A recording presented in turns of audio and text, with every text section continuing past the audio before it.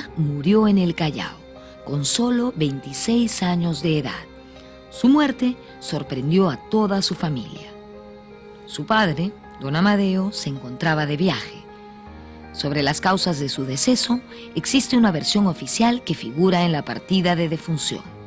Pero además está la versión de la familia, según la cual su muerte se produjo por otra causa.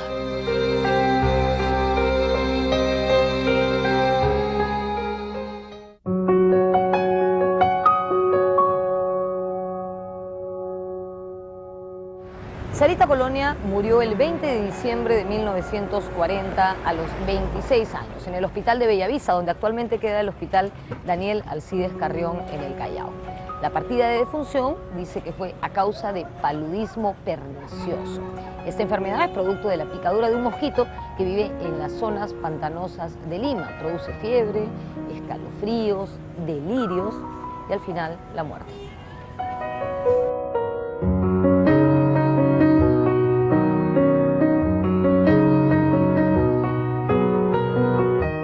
La familia de Sarita Colonia maneja otra versión acerca de su muerte. Dicen que ella murió a causa de una sobredosis de aceite de ricino, purgante muy popular por esos años. Sin embargo, cada grupo tiene su propia historia al respecto. Por ejemplo, las empleadas del hogar dicen que murió consecuencia del maltrato de sus patrones. Los estibadores del Callao dicen que se lanzó al mar para evitar una violación. Los delincuentes dicen que murió a causa de un atraco. En fin, cada quien tiene derecho a crear su propia versión sobre la muerte de Sarita.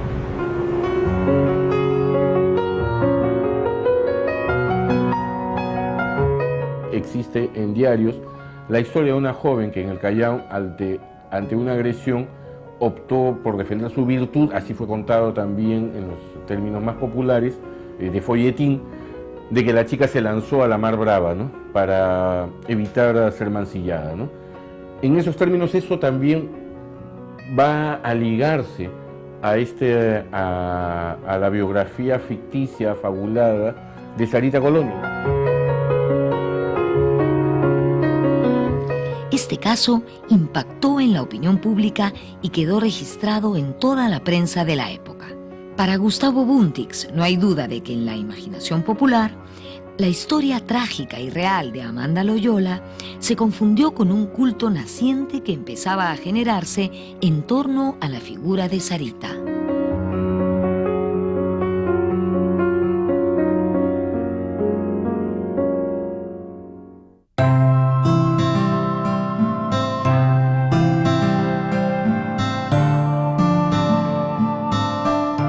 Los restos de Sarita Colonia fueron enterrados en el actual cementerio Vaquíjano del Callao. Fueron depositados en una fosa común. Sabemos que en una fosa común se echan los restos de las personas que no tienen dinero para pagar un entierro. Al poco tiempo de esto, su padre, Amadeo Colonia, colocó cerca al lugar, porque no se sabía exactamente dónde estaba el cuerpo de Sarita, una cruz que decía: aquí descansan los restos de Sarita Colonia. Más tarde, cada domingo, los familiares y amigos de Sarita convirtieron ese lugar en un sitio de peregrinación. Mucha gente acudía allí a rezarle a sus muertos y también a ciertas almitas milagrosas, como Fray Seferino, un religioso extranjero, y Sor María, una monja italiana.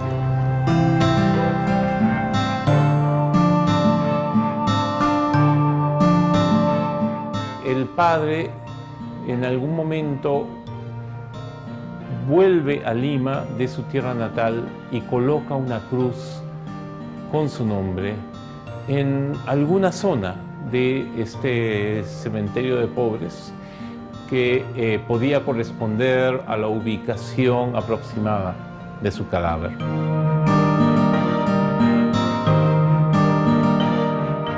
El tema es que en esa fosa se habían acumulado no solo restos humanos, sino también ansiedades místicas de muy diverso tipo. Y no era infrecuente que en torno a la fosa común del Callao se generaran rituales religiosos, sincréticos, sin duda mestizos.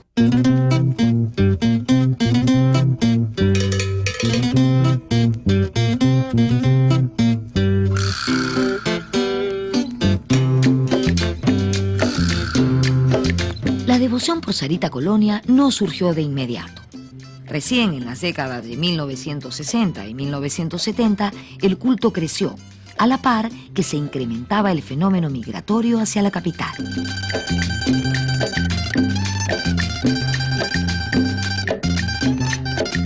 La música de la migración es la chicha. Y ahí cómo no va a tener un lugar privilegiado Sarita. Y ya denominada Sarita en ese momento, cuando Jorge Chávez Malaver y el Grupo Maravilla van a lanzar Sarita Colonia, va a ser literalmente un canto de batalla.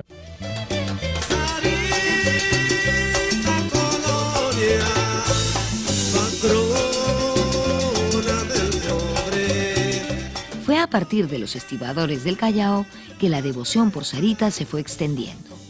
El culto hacia la migrante caló hondo entre las personas marginales, necesitadas, humildes, que se identificaban con esa jovencita de frágil aspecto que había sido enterrada en una fosa común.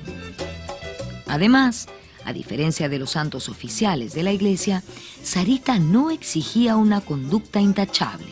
Ella daba libertades, era más permisiva. Según testimonio de devotos, Sarita los comprende más. No es la figura perfecta de santidad que desde lo alto reprime. La ven de manera más horizontal. Este sería también uno de los pilares de su devoción.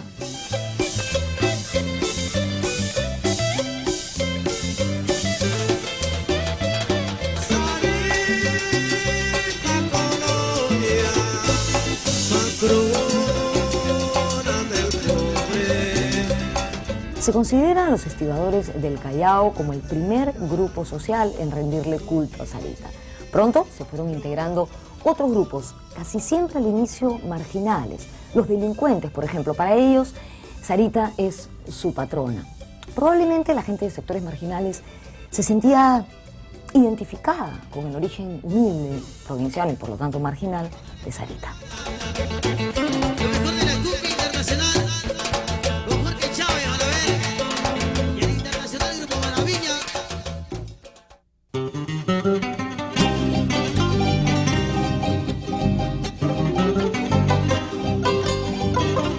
Con el paso de los años, el cementerio del Callao sufrió modificaciones. Como parte de estas medidas, las antiguas fosas comunes fueron arrasadas para dar paso a modernos pabellones de nichos. Sin embargo, la presencia de la cruz colocada por el padre hizo que el recuerdo de Sarita Colonia sobreviva a la destrucción. Con mucho esfuerzo, la familia adquirió un espacio del cementerio y comenzó a levantar una capillita en los años 70. Allí le rendían homenaje a la memoria de su Sarita. Cuando años después la modernidad y el progreso, muy entre comillas, llegan también al Camposanto del Callao, esa fosa común es arrasada y reemplazada por pabellones nuevos para los nichos de los muertos más recientes. Cuando ese espacio sacralizado por el pueblo es trastornado, destruido en los hechos por la institución y el poder que decide reutilizarlo para nichos formalmente establecidos, entonces quedaron todas estas ansiedades místicas sin un repositorio donde ubicarse. Pero la cruz de Sarita perduró. Los parientes la desplazaron a otro lugar cercano a lo que había sido la fosa común y aparentemente todos aquellos que se sintieron despojados de sus cultos particulares se aferraron al único resto de esa devoción distinta que había logrado sobrevivir el desastre de la imposición moderna, del orden y el progreso también en el Camposanto. Que siguen la vida crecieron, pero conquistar la gloria. La construcción de su mausoleo, de su tumba, de su espacio, para alguien que no tuvo grandes recursos, es impresionante porque ha sido hecho a la manera típicamente provinciana, con el esfuerzo de todos, con el trabajo conjunto, con domingos que la devoción iba, con los devotos iban y aportaban, o con trabajo, o con ladrillos, o con ánimo, o con un plato de comida para las personas que iban a participar. En realidad uno iba con lo que tenía y daba lo que tenía, a diferencia también de esa otra de devociones, que se da aquello que te sobra. En el migrante se da lo que uno tiene, lo que uno comparte, ¿no? Es una lógica muy distinta, ¿no?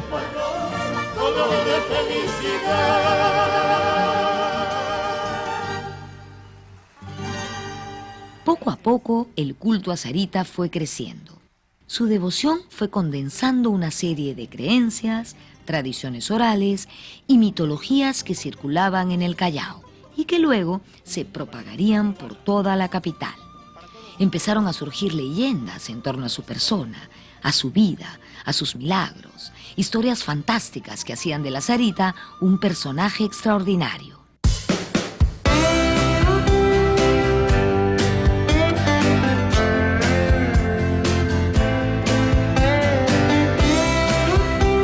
Sobre Sarita Colonia existen muchas historias populares donde no faltan los hechos fantásticos y hasta milagrosos. Cuéntame, un día ella iba caminando por una peligrosa calle del Callao cuando unos hombres quisieron asaltarla. Como no le encontraron plata, decidieron abusar de ella. La tumbaron al suelo, ella no opuso resistencia y justo cuando se iba a culminar la violación, ellos vieron asombrados que el sexo de Sarita no existía, que esa parte de su cuerpo era como una rodilla, que no tenía nada entre las piernas. Los asaltantes, aterrados, se persinaron y huyeron despavoridos.